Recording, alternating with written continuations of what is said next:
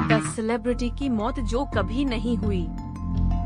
आप टॉम केनी के नाम या चेहरे को भी नहीं पहचान सकते हैं, लेकिन 5 मिनट के बाद आप निश्चित रूप से उनकी आवाज को पहचान सकते हैं। वॉइस एक्टर को सबसे अच्छी तरह से स्पंज बॉब स्क्वेयरपैंट्स की आवाज के रूप में जाना जाता है, लेकिन इसने कार्टून नेटवर्क पर अन्य बच्चों के शो के लिए भी काम किया है, जिसमें the Batman, penguin, adventure time, ice king और पावरपफ गर्ल्स द नैरेटर शामिल हैं। शायद कई सदियों के बचपन पर उनके दूरगामी प्रभाव के कारण की 2012 में एक क्लिकबैट होक्स के हिस्से के रूप में घोषित होने पर उनकी मृत्यु का ऐसा प्रभाव पड़ा। बाकी का आश्वासन, केनी जीवित है और अच्छी तरह से है। वर्तमान में पृष्ठभूमि पात्रों के लिए आवाज का काम कर रहा है रिक और मोर्टी, सबसे विशेष रूप से स्क्वाची।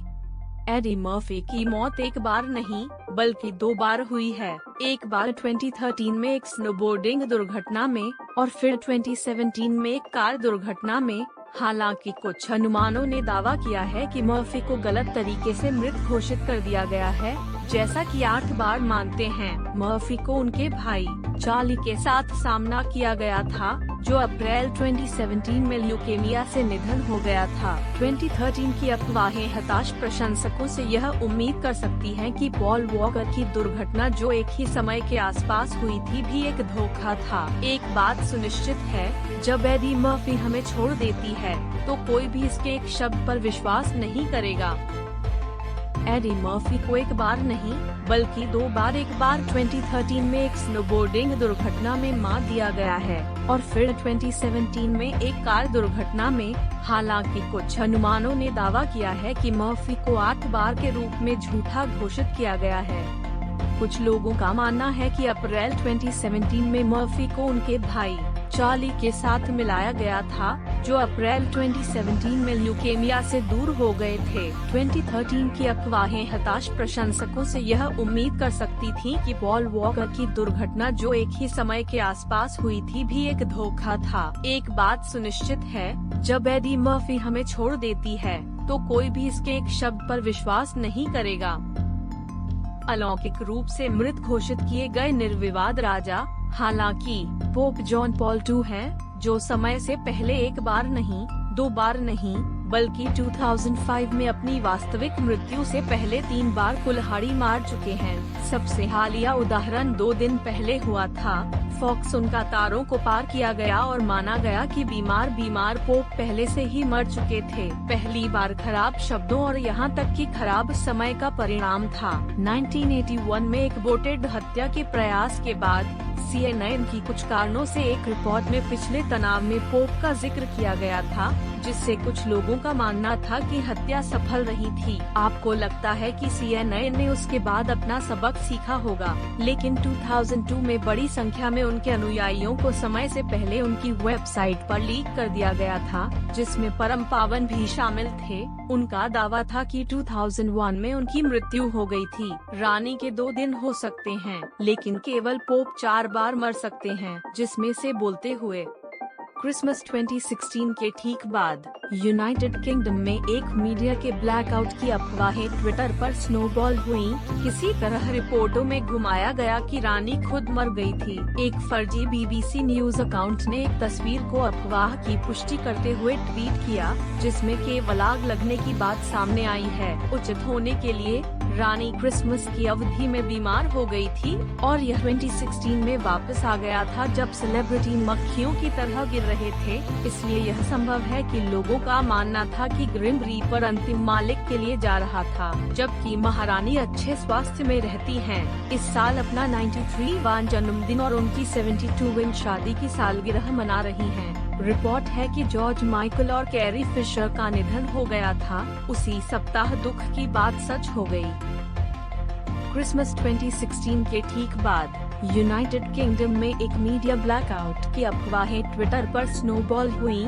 किसी तरह रिपोर्टों में घुमाया गया कि रानी खुद मर गई थी। एक फर्जी BBC न्यूज अकाउंट ने एक अफवाह की पुष्टि करते हुए एक तस्वीर ट्वीट की, जिसमें केवल आग में ईंधन मिला। निष्पक्ष होने के लिए रानी क्रिसमस की अवधि में बीमार हो गई थी और यह 2016 में वापस आ गया था जब सेलिब्रिटी मक्खियों की तरह गिर रहे थे। इसलिए यह संभव है कि लोगों का मानना था कि ग्रिम रीपर अंतिम मालिक के लिए जा रहा था, जबकि महारानी अच्छे स्वास्थ्य में रहती हैं। इस वर्ष अपना 93वां जन्मदिन और उनकी 72वीं शादी की सालगिरह मना रही हैं। रिपोर्ट है कि जॉर्ज माइकल और कैरी फिशर का निधन हो गया था। उसी सप्ताह दुख की बात सच हो गई थी। गलत पहचान का एक और मामला, एक मैनसन खुद पर लाया। 2017 में पंथ नेता और बड़े पैमाने पर हत्यारे चार्ल्स मैनसन, जिनसे मैनसन असली नाम ब्रेन वॉर्नर अपने मंच का नाम लेते हैं, जेल में मृत्यु हो गई। चूंकि मैनसन को 1971 में आजीवन कारावास हुआ था, इसलिए यह बहुत संभव है कि वॉर्नर की तुलना में उनके नाम की पहचान थोड़ी कम है, जिनके प्रशंसक उन्हें यह बताने के लिए ऑनलाइन शोक मनाने में व्यस्त थे कि हम सभी एक ही व्यक्ति के बारे में बात नहीं कर रहे हैं, या वह वॉर्नर अभी भी जीवित था। बेशक सेलिब्रिटी की मौतों की दोषपूर्ण रिपोर्टें लंबे समय तक इंटरनेट से जुड़ी रहती हैं। मार्क ट्वेन, जो इस तरह के एक उदाहरण हैं, व्यापक रूप से 13 साल से कम उम्र में उनकी मृत्यु से पहले होने की सूचना मिली थी। वास्तव में यह इनका चचेरा भाई था जो गंभीर रूप से बीमार था, जो अखबारों ने फिर एक स्कूप में बदल दिया जिसका दावा था कि ट्वेन मर रहा था।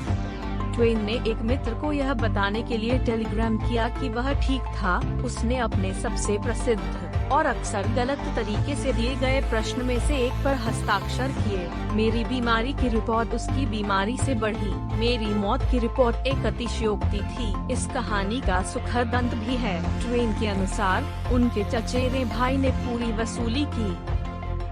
जब कोई घोषणा होती है कि कोई व्यक्ति मर रहा है, तो कभी कभी वे वास्तव में मर रहे हैं। उसने कहा, बंदूक कूदना जैसी कोई चीज अभी भी है। जब बुश परिवार ने एक प्रेस बयान जारी किया जिसमें घोषणा की गई थी कि पूर्व प्रथम महिला बारबरा बुश उनकी मृत्यु पर थीं, तो CNN निश्चित रूप से ने बहुत बड़े अक्षरों में डू नॉट पब्लिश शीर्षक से एक अपोजिट का मसौदा तैयार किया। स्वाभाविक रूप से किसी ने इसे प्रकाशित किया और बारबरा बुश को पूरे 2 दिन पहले ही मृत घोषित कर दिया गया था। सौभाग्य से ओबी ट्यूटर ने उसे एक मजाकिया भव्य मैट्रिक के रूप में याद करने के लिए चुना था, जिसने व्हाइट हाउस में 2 रिश्तेदारों को प्रेरित किया। हर किसी का मोटापा इतना गर्म नहीं होता है।